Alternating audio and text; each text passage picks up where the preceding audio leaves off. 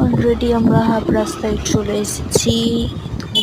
তোমরা যদি জেনে থাকো আমাকে কমেন্ট করে বলবে। আমরা এখন খানপুর রাস্তায় আছি। খানপুর থেকে আস্তে আস্তে নান্নার দিকে পৌঁছাবো। এরপরে আছে টংতলা। আমরা বলতেই ভুলে গেছি, আমরা এই যে নান্নার দিকে যাচ্ছি, নান্নার দিক থেকে একটা আমরা ভেরি বলে জায়গা আছে। তোমরা যদি জেনে থাকো আমাকে কমেন্ট করে বলবে। ওই ভেরিতে আমরা প্রায় রোজ যেতাম, এখন হয়তো যাই না।